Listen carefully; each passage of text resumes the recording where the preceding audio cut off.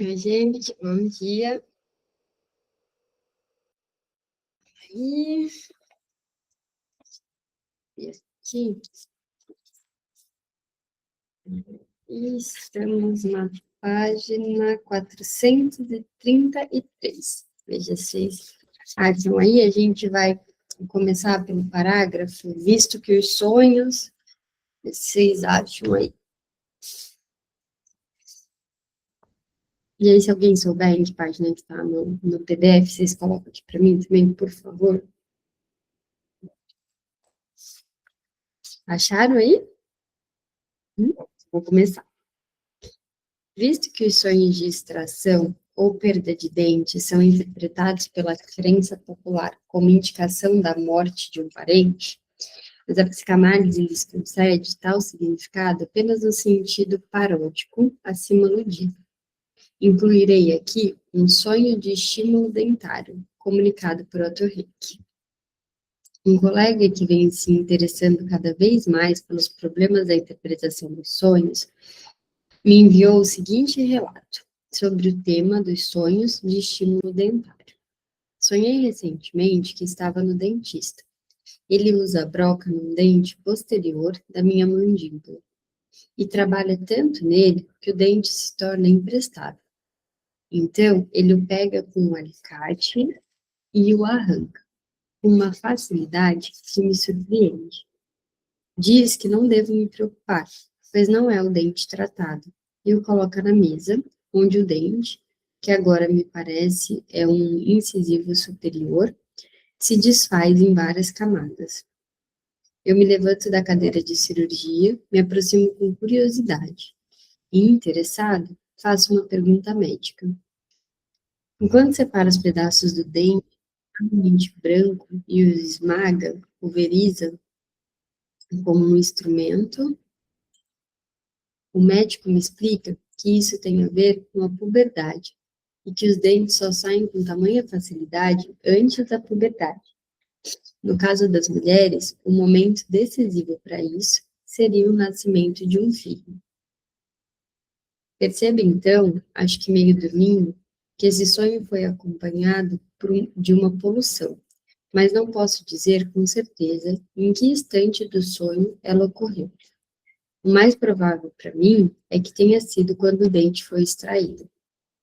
Continuo então a sonhar com algo do qual não me lembro mais, em que, no final, deixo o chapéu e o casaco em algum lugar, possivelmente no cabide do dentista, esperando que alguém os levará para mim depois. E vestindo apenas o sobretudo, me apresso para alcançar um trem que está partindo. No último momento, consigo pular no vagão que fica mais atrás, onde já tem alguém. No entanto, não pude mais chegar ao interior do vagão e tive que fazer a viagem numa posição incômoda, da qual tentei sair e finalmente consegui.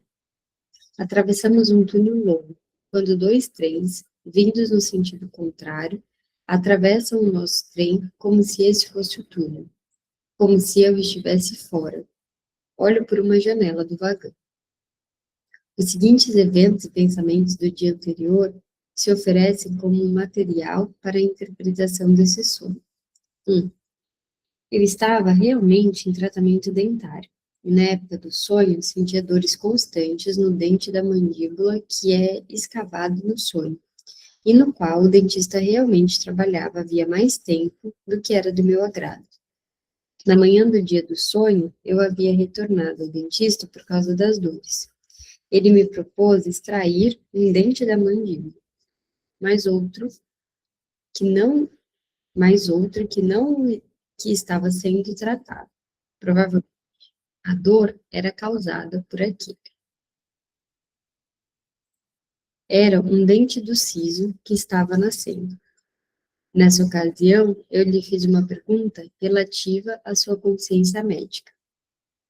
Ô, gente, quem fala que criança não sente dor no dente quando tá nascendo, essas coisas, né? Eu sempre fico pensando que tem médico, não sei o que, tem filho, que não tem filho, que esse médico fala assim, ai, dente tá nascendo, não é por isso que dá febre, não é por isso que fica doentinho, com diarreia e afins. Aí nasce o siso, deixa a gente quase louca. Imagina as crianças, né, que nasce um monte de dente de uma vez. E falam que as crianças não sofrem. Não consigo acreditar nisso. Que página tá, Bru? Na 435, aí a gente vai começar o 2 agora. No tópico 2. Na tarde daquele mesmo dia, tive de mencionar a uma senhora minha dor de dente, como desculpa pelo meu mau humor, e ela me contou que tinha medo de extrair uma raiz cuja coroa estava praticamente destruída. Ela achava que a extração dos caninos era especialmente dolorosa e perigosa, apesar de uma conhecida sua ter lhe dito que a extração de dentes do maxilar superior, no caso dela, era mais fácil. Essa conhecida lhe contara também como lhe haviam extraído um dente errado sob anestesia. Informação essa que serviu apenas para aumentar seu medo da cirurgia necessária. Então, me perguntou se os dentes chamados caninos superiores eram molares ou caninos, e o que se sabia sobre eles. Chamei sua atenção para o matiz supersticioso de todas essas opiniões, mas sem deixar de enfatizar a essência correta de algumas concepções populares. Ela me falou sobre uma crença popular muito antiga e conhecida, segundo a qual, quando uma mulher grávida está com dor de dente, ela terá um menino. Nunca ouvi falar isso, já ouvi? Essa não passou aqui pelo Brasil, né? 3. Esse dito popular me interessou devido ao significado típico dos sonhos de estímulos dentários como substituto da masturbação, comunicado por Freud em sua interpretação dos sonhos, pois nele também se faz alguma relação entre o dente e o genital masculino, do menino. Na noite daquele mesmo dia, reli essa passagem da interpretação e lá encontrei, entre outras coisas, as seguintes explicações, cuja influência sobre meu sonho é tão clara quanto o efeito dos dois eventos mencionados. Freud escreve sobre os sonhos de estímulos dentários que nos homens a força motriz desses sonhos vem dos desejos de masturbação da puberdade. E acrescenta: creio que as frequentes modificações do típico sonho de estímulo dentário, por exemplo, quando a pessoa extrai o dente do sonhador, e coisas semelhantes, podem ser explicadas da mesma forma. Talvez pareça enigmático o modo como o estímulo dentário alcança significado. Chamo a atenção para a frequência da transposição de baixo para cima, neste sonho, também da mandíbula para o maxilar superior, que está a serviço da repressão sexual, e graças ao qual, na histeria, todos os tipos de sensações e intenções que deveriam ocorrer nos órgãos genitais podem se realizar, pelo menos, em outras partes irrepreensíveis do corpo. Mas devo apontar outra relação que se acha na linguagem. Em nosso país, há uma designação vulgar para o ato de masturbação. Literalmente, arrancar um de si mesmo, ou puxar um para baixo. Eu conheci essa expressão para designar o onanismo desde muito jovem, e a partir disso, o intérprete de sonhos experiente não terá dificuldade em chegar ao material da infância subjacente ao sonho. Menciono ainda que a facilidade com que o dente sai no sonho, e depois da extração ele se transforma em um canino superior, me lembra um episódio da infância em que tirei facilmente, sem dor, um dente superior da frente, que já estava frouxo. Esse evento, do qual me recordo ainda hoje, em todos os detalhes, é do mesmo período em que fiz os primeiros experimentos conscientes com a masturbação, lembrança encobridora. A referência de Freud a uma comunicação de Jung, segundo a qual os sonhos de estímulos dentários em mulheres têm o significado de sonhos de parto, e também a crença popular sobre o significado da dor de dente em mulheres grávidas, ensejaram um contraste feito no sonho entre o significado feminino e o masculino, a verdade. Isso me faz lembrar um sonho mais antigo. Agora, só um ponto aqui que não é questionando o que significa ou não significa, até porque a gente tem que pensar com cada analisando. Mas é engraçado, né? Que engraçado não é a palavra certa. É curioso que todas as vezes que a gente está lendo assim, o Freud falando dessa questão da sexualidade, o homem é sempre voltado para a masturbação, para esse lugar, mas a mulher é sempre do filho. Por que que a mulher também não é colocada nesse lugar desse desejo de masturbação, né? E aí é o que a gente falou da outra vez, ainda é um tabu. Era naquela época, e tem essa questão do machismo, como se a mulher só desejasse ter filho, como se ela não pudesse desejar outra coisa. O único desejo é ter filho. Mas isso continua ainda hoje para muitas pessoas, né? Uma mulher, ela não pode. Ainda que hoje ela possa muito mais do que antigamente, só querer transar com alguém e ser só isso. É só isso, não quer ter filho, não quer casar. O quanto que as pessoas se assustam quando uma mulher fala, não quero casar, não quero ter filho, mal quer, às vezes está num relacionamento. Às vezes é uma escolha mesmo, não quero uma relação. E as pessoas ficam meio assim. Mas se um homem fala isso, de boa, né? Tá certo, vai curtir a vida, né? Sim. Então a gente pode pensar em outro tipo de interpretação também. Não precisa pensar, né? Sai desse campo aqui, não precisa pensar que é só sobre ter um filho. Mulheres podem pensar em muitas outras coisas, desejar muitas outras coisas que não ter um filho. É que eu vou espirrar. Eu e minha rinite, né, gente? Toda semana. Não passou. Pouco tempo após o dentista ter completado o tratamento, sonhei que as coroas de ouro, recém-colocadas, haviam caído, o que me irritou muito no sonho, por causa da quantia considerável que eu havia pagado. Agora entendo esse sonho, em relação com determinada experiência, como defesa das vantagens materiais da masturbação diante do amor objetal, economicamente mais desvantajoso em todas as suas formas. E tem uma nota, coroa de ouro. Na época, a coroa era a unidade monetária do Império Austro-Húngaro. E creio que a comunicação daquela senhora sobre o significado do dor de dente em mulheres grávidas provocou em mim esses pensamentos. Essa foi a interpretação esclarecedora e, a meu ver, inteiramente certa desse colega, a qual nada tenho a acrescentar, senão uma referência ao sentido provável da segunda parte do sonho, que através das pontes verbais, e ele tem aqui várias palavras em alemão, ele coloca dente, puxar ou extrair, trem, arrancar, viajar. Representa a passagem do sonho, provavelmente difícil, da masturbação para a relação sexual, túnel pelo qual os trens entram e saem em diversas direções, e os perigos desta, a gravidez e o sobretudo, isso é, o preservativo. Ainda fico chocada que naquela época já tinha preservativo. Fico assim, gente, do ponto de vista teórico, o caso me parece interessante em dois aspectos. Primeiro, serve para comprovar o nexo revelado por Freud, em que a ejaculação no sonho ocorre no ato da extração do dente. Somos obrigados a ver a poluição, qualquer que seja a forma em que se dê, como satisfação masturbatória produzida sem recurso a estímulos mecânicos. Nesse caso, a satisfação da poluição não ocorre, como em outras ocasiões, com um objeto, ainda que apenas imaginário, mas não tem objeto. Se assim podemos dizer, é puramente autoerótica e permite reconhecer no máximo um leve matiz homossexual, o dentista. O segundo ponto, me parece merecer destaque, é o seguinte: pode-se objetar que, nesse caso, é supérfluo recorrer à concepção freudiana, dado que os eventos da véspera bastam inteiramente para nos tornar compreensível o conteúdo do sonho.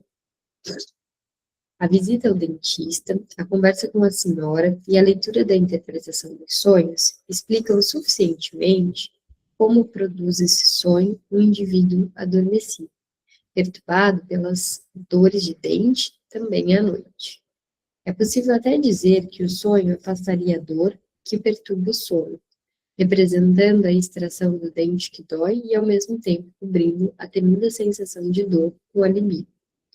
Mas, mesmo admitindo tudo isso, ninguém afirmaria seriamente que a leitura das explicações de Freud teria gerado ou apenas ativado no sonhador o nexo entre extração de dente e o ato de masturbação, se tal nexo não tivesse sido formado muito tempo antes, como o próprio sonhador confessou.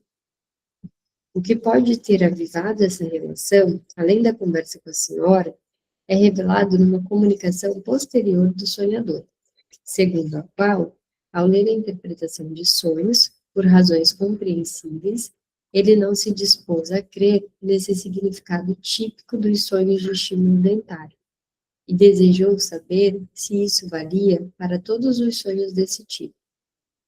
O sonho lhe confirma isso, ao menos no tocante à sua própria pessoa, e assim lhe mostra por que teve que duvidar disso. Portanto, sonho é, também nesse aspecto, a realização de um desejo, o de se convencer do alcance e da validade dessa concepção freudiana. Ao segundo grupo de sonhos típicos pertencem aqueles em que voamos ou flutuamos, caímos, nadamos e etc. O que significam esses sonhos? Não existe uma resposta geral. Significam, como veremos, algo diferente em cada caso. Apenas o material de sensações contidos neles provém da mesma fonte. As informações que obtemos através das psicanálises nos levam a concluir que também esses sonhos repetem impressões da infância, que eles se relacionam com as brincadeiras de movimento, muito atraentes para as crianças. Que tio já não fez uma criança voar, levando-a nos braços estendidos e correndo pela sala? Ou brincou de fazer a criança cair, balançando-a nos joelhos e de repente esticando a perna, ou jogando-a para o alto? Por que será que a gente faz isso com criança, né? Que a gente faz muito isso com criança.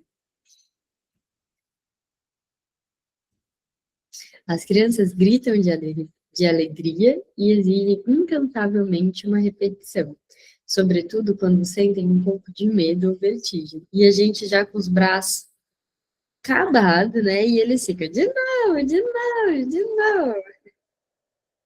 Anos depois, criam a repetição nos sonhos, mas excluem as mãos que as sustentavam, de modo que flutuam ou caem livremente. É conhecida a preferência das crianças pequenas por essas brincadeiras e por balanços e gangorras. E quando vêm os números de ginástica no círculo, a lembrança é novamente refrescada. Em alguns garotos, a crise histérica consiste apenas em reproduções desses números, que eles executam com grande habilidade. Não é raro que essas brincadeiras de movimento, inofensivas em si mesmas, também provoquem sensações sexuais. Para dizê-lo com uma palavra muito usada entre nós, que abarca todos esses atos, é o Hetzen, na infância, o ato de correr, perseguir, que os sonhos de voo, queda, vertigem e etc. repetem, mas cujos sentimentos de prazer são convertidos em medo. Mas como toda mãe sabe muito bem, essas brincadeiras terminam muitas vezes em brigas e choro. Oh, sabemos mesmo.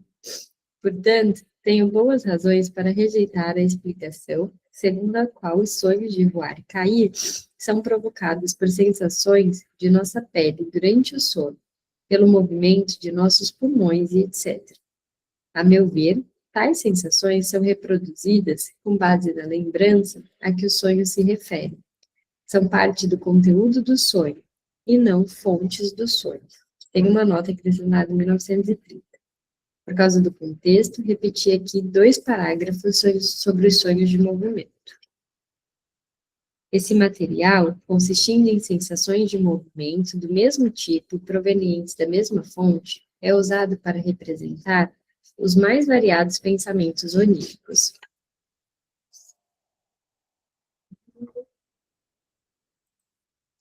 Os sonhos de voar ou flutuar, que geralmente são prazerosos, pedem as mais variadas interpretações, muito especiais em algumas pessoas, de natureza típica em outras. Gente, eu nunca sonhei que eu estava voando e nem que eu estava flutuando. Doido. Nunca aconteceu. Já sonhei que estava nadando, mas voando acho que é um pouco a mais para mim. Tão racional que nem no sonho voa. Ô, Bru, das últimas vezes que eu sonhei, que estava voando, faz tempo que não acontece, mas eu sabia que era sonho. E aí, sabe quando no sonho você começa a não querer acordar, porque você sabe que é um sonho, e aí eu ficava no sonho falando, eu vou acordar, eu não vou mais conseguir voar. Eu quero voar, né? Eu nunca sonhei. Mas sabe que eu lembro de uma coisa que eu acho que faz sentido aqui com o que ele está falando. Quando eu era criança, o meu brinquedo preferido era balancê. E aí eu ficava bastante tempo no balancê, na rede, coisas que tinham esse movimento. Às vezes até gira-gira também, sabem o que é gira-gira? Né? Porque gira-gira, né, gente? Denuncia a nossa época. E eu gostava muito. E aí eu amava a sensação de dormir de noite depois do dia inteiro nisso. Porque eu não sei se vocês já sentiram isso, mas o corpo meio que ele ainda fica balançando. Já sentiram isso?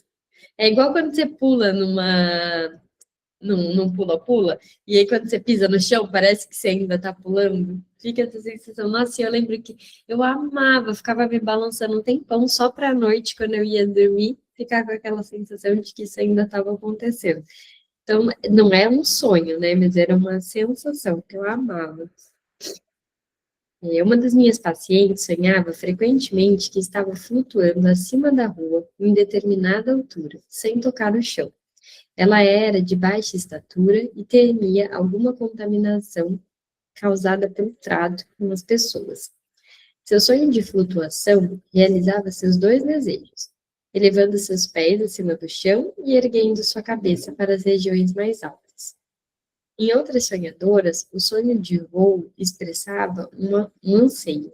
Ah, se eu fosse um passarinho, ó tua idade.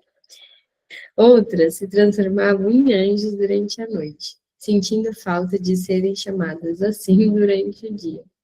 A relação íntima entre o voar e a representação do pássaro torna compreensível que nos homens, o sonho de voar tenha muitas vezes um significado sensual, grosseiro. Também não nos surpreendemos ao ouvir que este ou aquele sonhador sempre se orgulha de sua capacidade de voar. O Dr. Paul Federle, de Viena, fez a atraente conjectura de que boa parte desses sonhos de voo seria de sonhos de ereção, pois o curioso fenômeno da ereção, que constantemente ocupa a imaginação humana, não deixa de impressionar, como se cancelasse a gravidade. Gente, nunca pensei nisso. Elas, a propósito, os falos com asas da antiguidade. Alguém já viu os falos com asas da antiguidade? Não? Desconheço também. É notável que Morley-Wood, esse experimentador sóbrio e avesso a toda interpretação, também defenda a interpretação erótica dos sonhos de voo, flutuação. Ele considera o erotismo o motivo mais importante do sonho de flutuação. Invoca a forte sensação de vibração do corpo, que acompanha esses sonhos, e o vínculo frequente entre esses sonhos e a ereção ou poluição. Os sonhos de cair são mais frequentemente caracterizados pela angústia. Nas mulheres, sua interpretação não oferece dificuldade, pois elas quase sempre aceitam o emprego simbólico da queda, que seria a indulgência ante uma tentação erótica. Ainda não esgotamos as fontes infantis do sonho de queda. Quase todas as crianças já caíram eventualmente e foram então levantadas e acariciadas. À noite, quando caíam de sua pequena cama, as pessoas que cuidavam delas as levavam para sua cama. E aquele sonho, né, que a gente acorda com aquela sensação assim de que está caindo. Nossa, esse sonho ruim realmente é angustiante, né? Dá uma sensação assim, parece que de fato você caiu mesmo. Esse todo mundo já teve, né? Esse é um sonho clássico. Não teve, Dali? Teve, Eu falei semana passada, inclusive, é uma coisa que acontece com frequência. nossa, faz tempo que eu não tenho, mas eu detesto essa sensação de susto que eu tenho. Pessoas que têm frequentemente sonhos de nadar, em que abrem caminho nas ondas com muito gosto, etc., foram habitualmente pessoas que molhavam a cama. E agora repetem no sonho um prazer ao qual aprenderam a renunciar há muito tempo. Ora, ora! Pessoal, com o mar eu sonho. Logo veremos em alguns exemplos as representações em que os sonhos de nadar se prestam facilmente. Ah, pronto, agora eu vou ser interpretada aqui. A interpretação dos sonhos de fogo corrobora uma proibição da infância, segundo a qual as crianças não devem brincar com fogo para não molhar a cama durante a noite. Essa também entrega a nossa idade, né? Todo mundo que já ouviu isso, porque assim, que criança de hoje em dia faz fogueira, né? Qual a chance, gente, de uma criança fazer uma fogueira? Eles têm por base a reminiscência da enurese noturna dos anos da infância. Em Análise Fragmentária de Misteria, de 1905, fornecia a análise e a síntese completas de um desses sonhos de fogo no contexto do caso clínico da sonhadora, e mostrei quais impulsos da época adulta podem ser representados por esse material infantil. Poderíamos mencionar ainda toda uma série de sonhos típicos, se entendermos estes como o retorno frequente do mesmo conteúdo manifesto do sonho em sonhadores diferentes. Por exemplo, os sonhos em que se vai por becos estreitos, em que se anda por toda uma sequência de parto. Os sonhos do ladrão noturno, ao qual se referem também as medidas de precaução dos nervosos. Os sonhos de perseguição por animais selvagens, touros, cavalos, ou de ameaça com facas, punhais, lanças, os últimos dois sendo característicos do conteúdo onírico manifesto de pessoas que sofrem de angústia e etc. Uma pesquisa voltada especialmente para esse material seria muito proveitosa. Em vez dela, posso oferecer algumas observações que, no entanto, não se referem exclusivamente aos sonhos típicos. Quanto mais nos ocupamos da resolução dos sonhos, mais somos levados a reconhecer que a maioria dos sonhos de adultos trata de material sexual e expressa desejos eróticos. Apenas quem realmente analisa os sonhos, isso é, quem consegue avançar do seu conteúdo manifesto para os pensamentos latentes, pode formar um juízo sobre isso. Jamais quem se contenta em registrar o conteúdo manifesto, como faz Nack, por exemplo, em seus trabalhos sobre sonhos sexuais. Assinalemos que esse fato em nada nos surpreende. Antes, concordo inteiramente com os princípios da nossa explicação dos sonhos. Nenhum outro instinto sofreu tanta opressão desde a infância quanto o instinto sexual em seus numerosos componentes, que tem uma nota que fala sobre a referência do 3 ensaios sobre a sexualidade. De nenhum outro restam desejos inconscientes tão numerosos e tão fortes que no sono atuam produzindo os sonhos. Jamais podemos esquecer essa importância dos complexos sexuais na interpretação dos sonhos. Naturalmente, também, não devemos exagerá-la a ponto de excluir o resto. Uma interpretação cuidadosa permite constatar que muitos sonhos devem ser entendidos como bissexuais, pois admitem uma sobre-interpretação irrefutável, em que se realizam impulsos homossexuais, isto é, contrários à atividade sexual normal do sonhador. O normal a gente corta, porque não é normal, não se refere a alguma anormalidade, embora na época ele disse assim.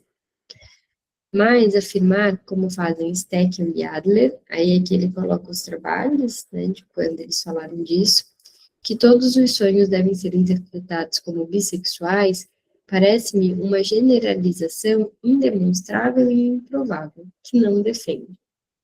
Eu não poderia, sobretudo, ignorar a evidência de que existem numerosos sonhos que satisfazem necessidades que não são sexuais, no sentido mais amplo.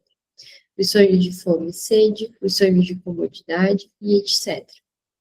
Também declarações semelhantes, como a de que por trás de cada sonho se encontra a cláusula da morte, Stekel, e de que todo sonho revela um avanço da linha feminina para a linha masculina, Adler, me parecem ultrapassar bastante a medida do plausível na interpretação dos sonhos.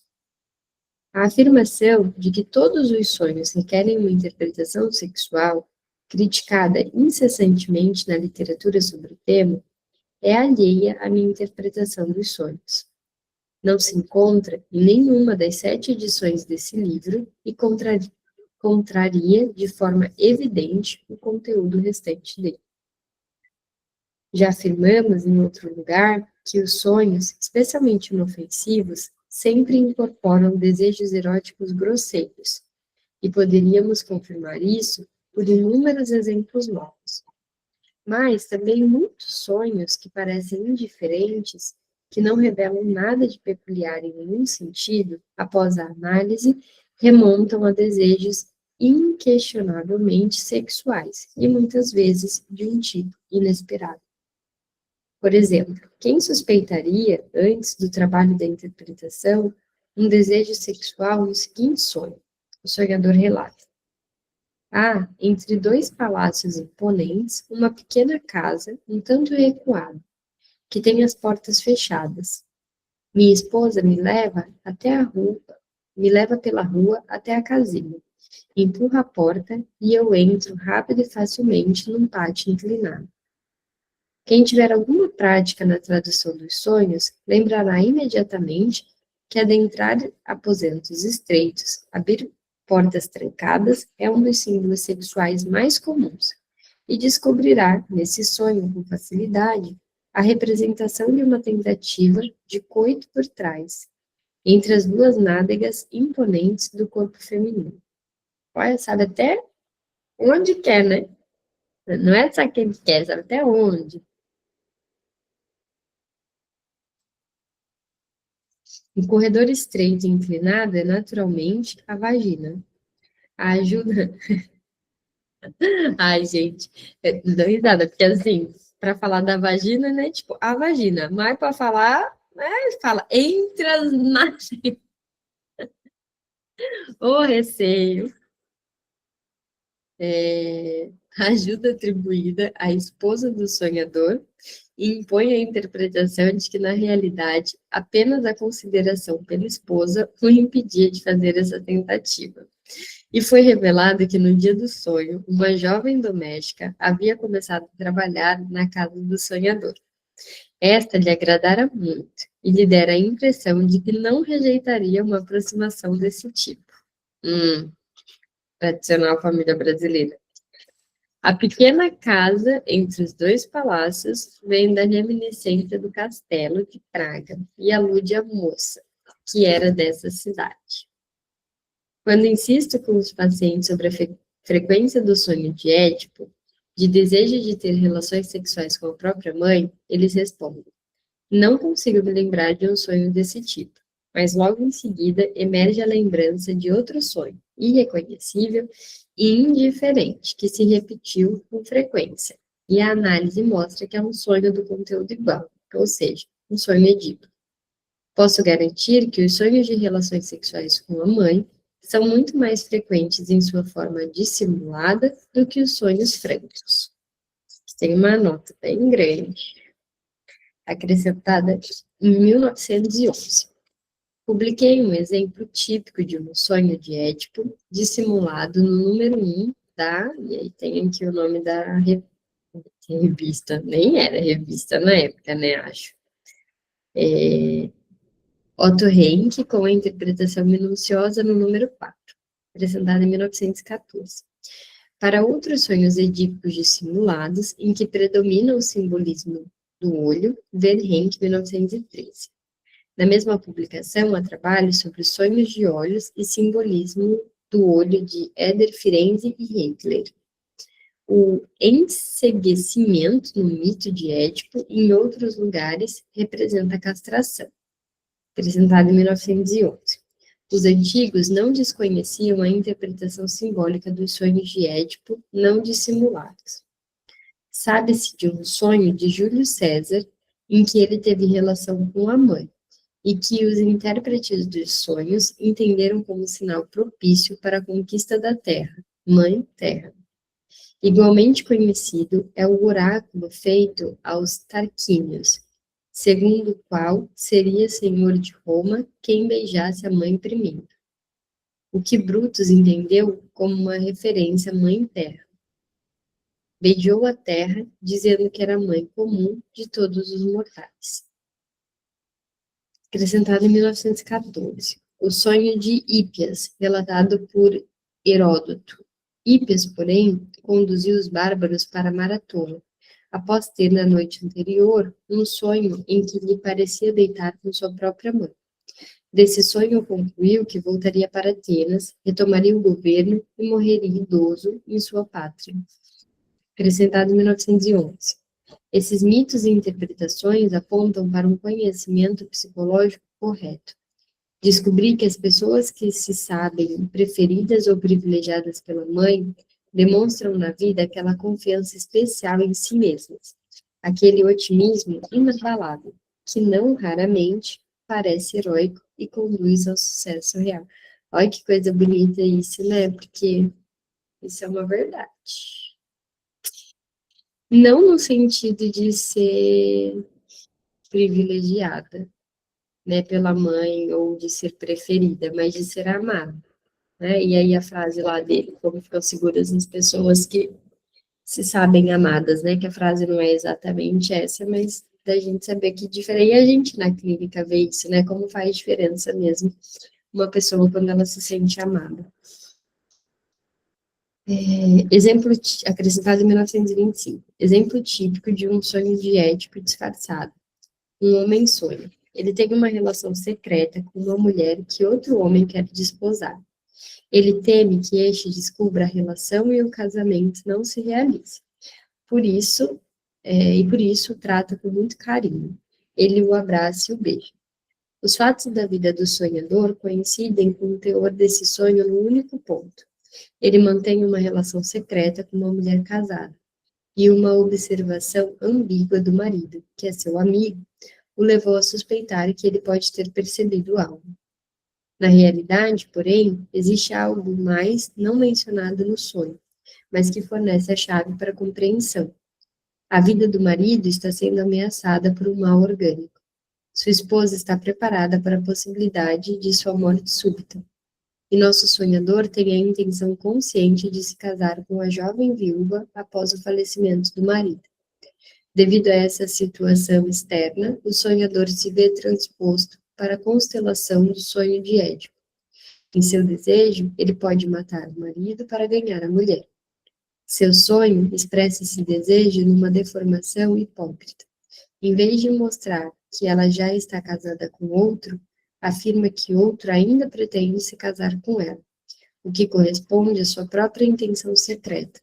E os sentimentos hostis em relação ao marido se escondem por trás de carinhos ostensivos, que provém de lembrança de sua relação com o pai quando era menino. Deixa eu ver aqui. Onde está? Será que a gente consegue terminar? Vamos tentar, né? Vamos ver se rola, porque ainda tem 1, 2, 3 páginas para terminar esse tópico. Existem sonhos de paisagens ou locais em que é enfatizada, no próprio sonho, a certeza de que já estive aqui. Esse déjà vu tem um significado especial, frase acrescentada em 1914. Esse local é sempre o órgão genital da mãe. Não existe outro lugar que podemos dizer com tamanha certeza que já estivemos lá. Nossa, muito de encontro com o que a gente estudou no Conectados essa semana, né? Muito. Uma única vez, um neurótico obsessivo me deixou perplexo ao contar um sonho que eles visitavam um apartamento no qual já tiveram 2 vezes. Mas deixa eu até... Peraí, gente, que eu vou grifar isso aqui.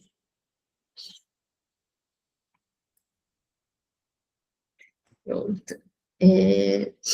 Mas foi justamente esse paciente que, muito tempo antes, me contaram um fato ocorrido aos 6 anos de idade. Na época, ele dividia a cama com a mãe e usou a oportunidade para introduzir o dedo no órgão genital da mãe adormecida. Gente, socorro! Um grande número de sonhos, muitas vezes angustiados, que frequentemente têm como conteúdo a passagem por espaços estreitos ou a permanência na água, se baseiam em fantasias sobre a vida intrauterina, a estadia no ventre materno e o ato do nascimento. Né? A seguir, reproduz o sonho de um homem jovem, que em sua imaginação aproveita a oportunidade intrauterina para observar um coito entre seus pais. Nossa Senhora! Ele se encontra numa fossa profunda, que tem uma janela como um túnel de semirindo. Por meio desta, vê primeiro uma paisagem deserta. Depois, compõe a imagem que imediatamente se faz presente e preenche o vazio. A imagem mostra um campo profundamente revirado por um instrumento. E o ar bonito, a ideia de trabalho bem feito, as leivas negras azuladas dão uma bela impressão. Depois ele avança, vê um manual de pedagogia aberta e se surpreende de o livro dar tanta atenção aos sentimentos sexuais da criança, o que o faz pensar em mim. Abaixo, um belo sonho com água, que foi muito útil no tratamento da paciente. Durante seu veraneio no Lago D, e aí aqui tem vários asteriscos mesmo, acho que é só para não falar o lugar, ela se joga na água escura, ali onde a lua pálida se reflete na água. Os sonhos desse tipo são sonhos de nascimento. Chegamos à sua interpretação intervendo o fato comunicado pelo sonho manifesto, ou seja, em vez de jogar-se na água, sair da água, isto é, nascer, que tem uma nota acrescentada em 1914, sobre o significado mitológico do nascimento na água Verhenck. Hoje, gente, sabe o que eu lembrei aqui? Vocês já assistiram aquele filme da Maggie Gyllenhaal? Ai, não lembro o nome dela, que é inspirado numa obra da Helena Ferrante. Nossa, que ficou super conhecida. Meu Deus. A Filha Perdida? A Filha Perdida. Eu dei quando me dá branco. Obrigada, Dali. A Filha Perdida, a primeira e a última cena do filme é ela deitada nas pedras e a água vindo. E aquilo me deu uma sensação muito que era sobre nascimento e renascimento também, porque o filme termina de uma forma bastante simbólica, a gente não sabe o que acontece, se ela vive ou se ela morre. Fica em aberto, olha eu dando spoiler para quem não assistiu, mas fica em aberto, isso sim. E a cena, quem não assistiu o filme, assista, e toda a história compõe mesmo, história de mãe e filha, né? E pensem nessa possibilidade da água como uma maneira simbólica de pensar nascimento e morte ou renascimento. Faz muito sentido. Quem já assistiu, faz sentido pensar nisso? Porque para mim é muito simbólico, assim, muito legal. Leiam esse trecho de novo e assistam o filme que vocês vão entender do que eu estou falando. Reconhecemos o local do qual nascemos se pensarmos no sentido malicioso de la lune, em francês, o traseiro. Não entendi, moço. A lua pálida é, então, o traseiro branco, do qual a criança logo imagina ter saído. O que significa o desejo da paciente de nascer durante seu veraneio? Pergunta sonhadora, e ela responde sem hesitar. O tratamento não me fez nascer de novo? Ai, olha que lindo. E ó, quem for participar do Entre Nós, sexta-feira, para estudar, seminário 1, vai lembrar dessa parte aqui quando Lacan defende que durante toda a obra do Freud, a ideia dele é de um sujeito nascer de novo. Ele não fala com essas palavras, mas ele fala o tempo inteiro sobre recontar a própria história por si mesmo. É muito sobre isso. O tratamento de fato faz a gente nascer de novo. Quem já viveu uma experiência de análise de verdade sabe que é sobre isso, né? Assim, o sonho se torna um convite para continuar o tratamento naquele local de veraneio, isso é, de visitá-la naquele lugar.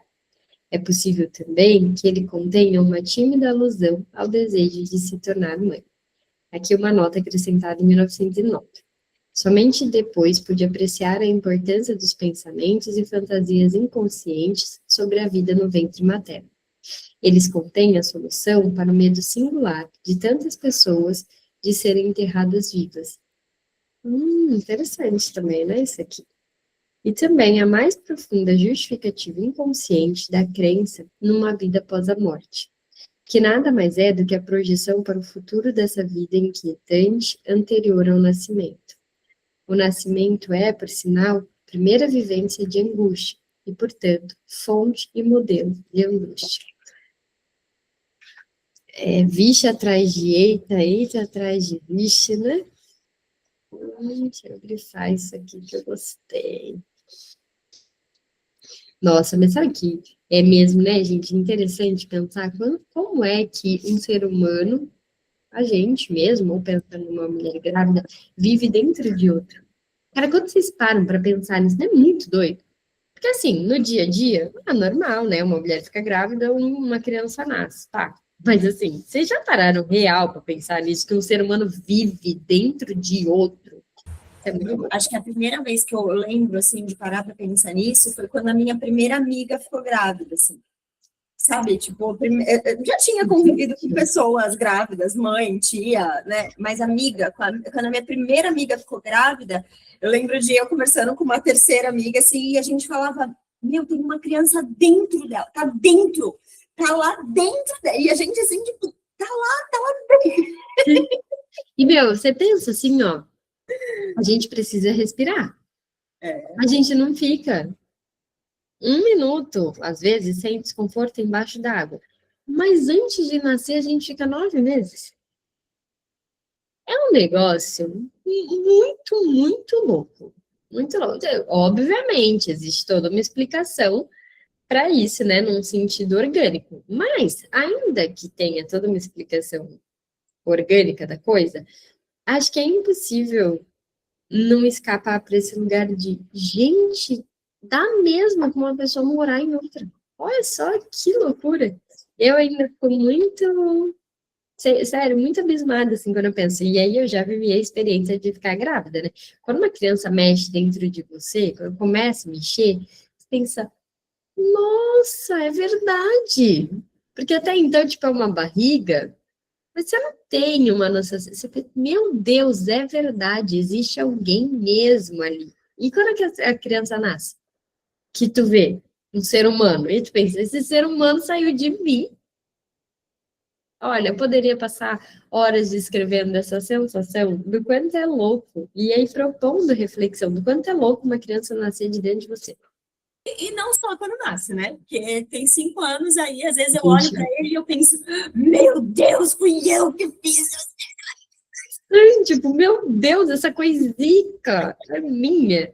Olha, é tão engraçado, né? A gente estava conversando esses dias com as minhas crianças, eu conversando com as minhas crianças, e a Isis, acho que até pela forma como eu levo a maternidade, a Isis sonha em ser mãe, né? Ela fala que ela vai ter 11 filhas, e ela é enlouquecida por mulheres grávidas, então ela é muito curiosa sobre gestação. Quando ela vê uma mulher grávida, ela fica assim, ela é a coisa mais linda, como é lindo uma barriga de grávida. E aí ela fica vendo as minhas fotos grávidas, e aí ela fala que o sonho dela é me ver grávida, né? De, nossa, como que ia ser lindo, eu queria muito, ia ser muito legal, porque eu queria mais irmãos e tal. Não sou só eu, quero ter mais filhos, entendeu? A galera lá de casa, tirando meu marido, galera lá de casa queria uma outra criança, né? Vocês pedem outra criança. E aí a gente estava conversando sobre isso, e eu não lembro agora exato, assim, porquê, mas falou sobre amor, sobre essas questões, e aí eu falei para eles alguma resposta, assim, que porque eles tinham morado na minha barriga, eu achava que a gente tinha uma ligação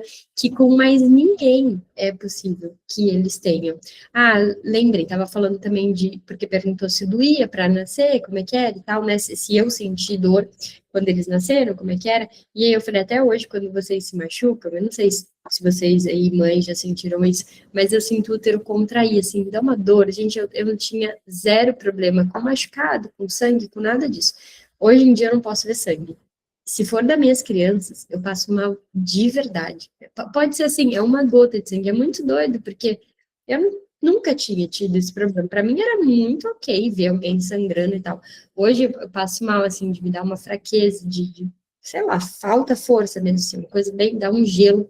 E aí eu sinto como uma contração mesmo. E aí eu tava falando que eu acho que é da ligação que se tem com eles e tal, falando de amor, essas coisas assim. E aí o Otto falou pra mim: Nossa, mãe, um pai nunca vai sentir isso, né? Falei, olha, filho, eu acho que não. E aí ele ficou assim, ele ficou triste mesmo. E aí ele falou: Será que a mãe sempre ama mais o filho? Porque eu queria muito amar meu filho assim também. Eu não sei, né? Não sei como que um pai ama. Quando você crescer, se você for pai, você me conta. Como é que é isso? Mas eu acho que nunca vai ser grande assim, igual é da mãe, né?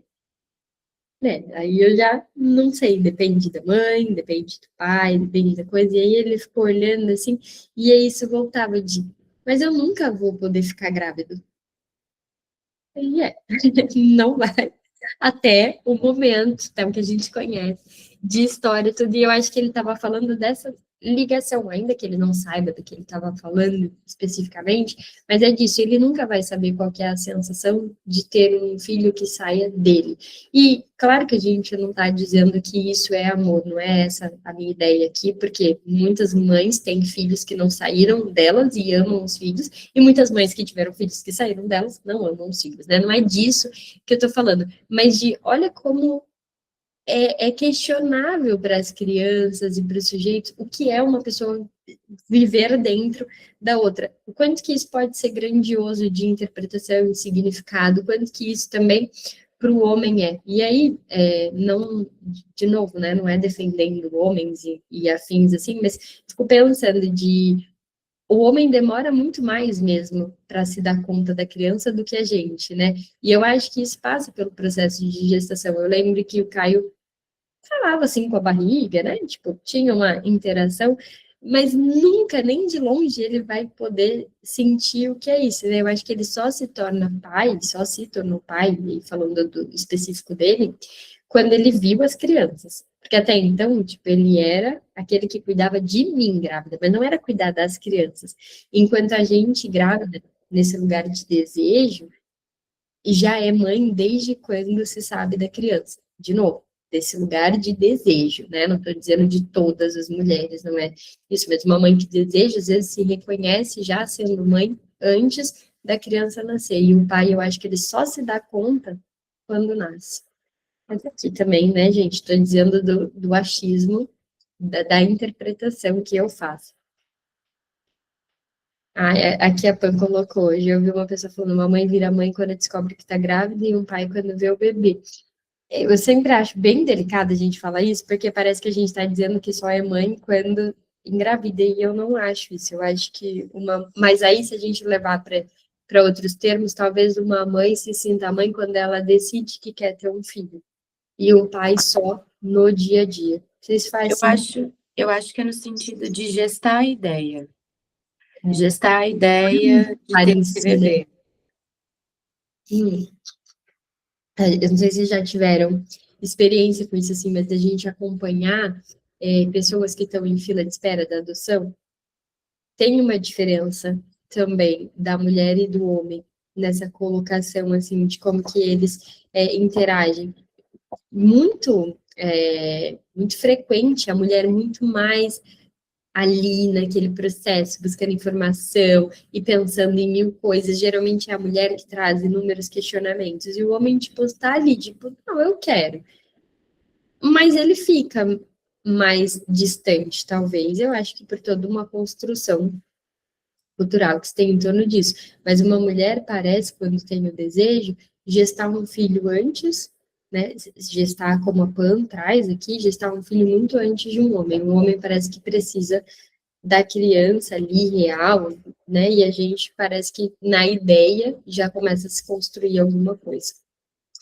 Enfim, mas esse assunto rende muito, porque é um assunto sempre em construção e tomando cuidado com muitas vertentes sobre isso, para não ficar nenhum determinismo, né? Porque a ideia não é de um determinismo. E aí tem que ficar fazendo recorte de que mulher que se está falando, de que contexto que está falando, de que situação a gente está abordando nesse momento específico, né? Não está falando de tudo nem de todos. É isso que eu fiquei aqui, ó, quietinha, porque eu pensava uma coisa, daí eu pensava outra coisa, daí eu pensava outra coisa, daí eu pensava outra coisa, e aí, tipo assim, eu consegui, nesses 5 minutos que você falou, pensar 89 coisas a respeito. Isso depende de muitos aspectos, Nossa, né? Muitos. Assim, e a pluralidade também de condições de se ter um filho. E condições dessa gestação, e condições desse parto, e condições de um monte de coisa, né? Porque, às vezes, essa mulher que gesta está tão envolvida com aquele bebê que está dentro dela, e quando o bebê sai, às vezes é mais difícil para ela se conectar com esse bebê que saiu, porque não era o bebê que estava dentro dela, o bebê que estava dentro dela era o bebê da cabeça dela. Idealizada. Então, às vezes, ela dá uma volta a mais até do que esse pai para poder se vincular com esse filho que nasceu, dependendo da situação, né? Vale, sabe que uma vez eu compartilhei sobre esse sentimento, acho que você está falando, até a gente estudou em familiar, e eu acho que pode ter, assim, né, não vou abordar aqui o em familiar só porque você estudou ali comigo, bem saiba, mas eu lembro que teve um momento, assim, eu tive um parto de cesárea, e aí eu fiquei no hospital 3 dias, né, que é o padrão lá, e aí no segundo dia, acho que foi no segundo dia, eu fiquei sozinha com as crianças, recém, né, parida ali, com 2 crianças, e eu olhei para eles, assim, eu demorei muito para lidar comigo mesmo com essa ideia, assim, porque no início foi bem ruim o sentimento. Mas eu olhei e falei assim, nossa, eu não tô sentindo nada. Nada. Era um vazio, assim, não tô sentindo nada. Só que até antes, um dia antes, eu amava eles mais do que tudo na minha vida. E aí eu não tava sentindo nada. E eles dormindo, assim, quietinho, eu pensando, meu Deus. E pelo que, né, eu vou falar dessa forma porque é o que você falou recentemente. Teve um parto difícil no sentido de que teve uma complexidade ali da hemorragia, dependendo da condição que tem esse parto, às vezes essa mulher fica também num lugar tão traumático sobre o parto, que isso também é mais desdobramento na hora de se conectar com esse bebê, né? Se sofre uma violência obstétrica, dependendo do que está acontecendo ali, isso vai tendo tantas outras vertentes, Impacto, né?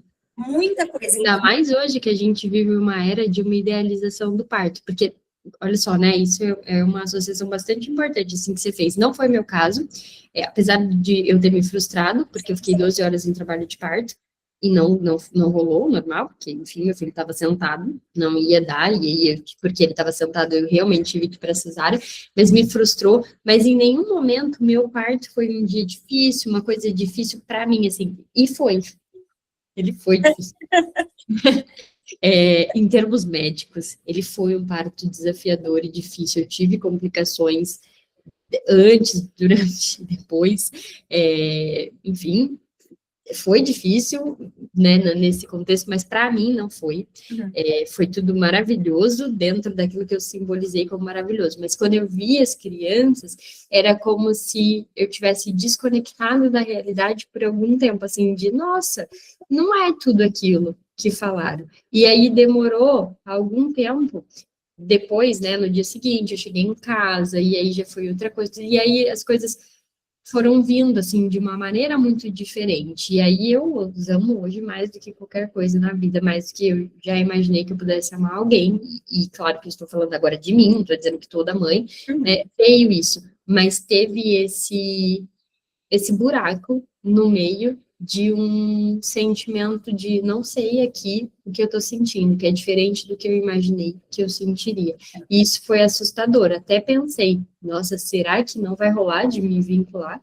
E super rolou. Mas é um mix de coisas que a gente vive, né? É muita coisa que está envolvida ali, né? E eu já vi casos, assim, né, de escutar muito a respeito dessa questão de maternidade, de muitas pessoas que durante a gestação se sentiam extremamente ligadas com o filho e tipo, nossa, é a melhor coisa. Isso que você falou de um maior amor, quando nascer, isso ser muito ruim, Sim. no sentido de não é nada do que você achava, e aí fica muito rompida essa idealização, né? Na minha experiência foi o contrário, assim, porque eu tinha muito medo de não amar meu filho, por conta das circunstâncias da minha gestação.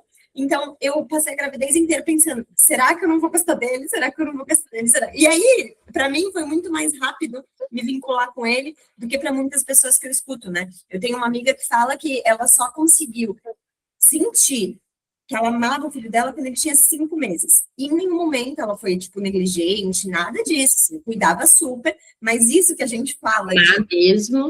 De caramba, eu amo ele. Ela fala, eu só consegui sentir com 5 meses. E aí, foram 5 meses que você imagina como que ela ficava mal e não conseguia falar disso para ninguém e vivendo aquilo ali muito em si mesmada, porque dá medo de você dizer, né? De você falar, olha, não é o que eu pensava.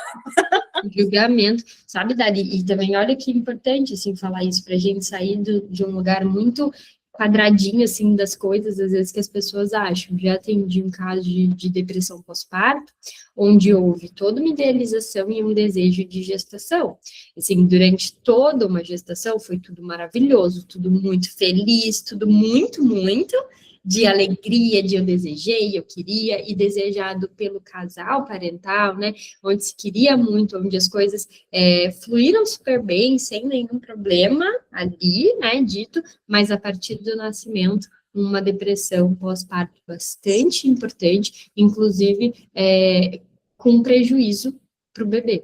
Então, às vezes pensa assim, mas só mulheres, tem gente que pensa, né, eu sei que aqui a gente não pensa, mas tem mulheres que pensam assim, só uma mulher que não deseja gestar ou ter um filho é quem vai ter depressão pós-parto. E não, muito pelo contrário. Toda essa gama de... A gente vive um período de uma romantização em excesso da gestação e um terror em excesso de ter filhos. Então, viver sobre isso, cada mulher vai se encontrando ali com uma dificuldade. E a gente tem que estar aberta à pluralidade mesmo de como isso vai aparecer. E por pior que pareça em alguma medida, a gestação, o nascimento ali, o nascimento do bebê, a maternidade, em geral, tem muito a ver com lutos. E como a gente descola esses assuntos, parece que nascer é sempre feliz, contente, alegre, fica mais difícil para quem está vivenciando aquilo e se haver com todos os lutos que vêm junto com o nascimento de um filho. É muito doido. Ô, Pan, não dizer, pode falar. Pan, pode falar. Porque tá passando do horário, mas eu achei as falas de vocês tão preciosas, dá vontade de pegar a fala de vocês e postar, assim. Mas eu achei significativo isso que você falou, Bru, do luto. Que você falou assim, na verdade você usou a palavra vazio. Você falou que sentiu um vazio depois que eles nasceram.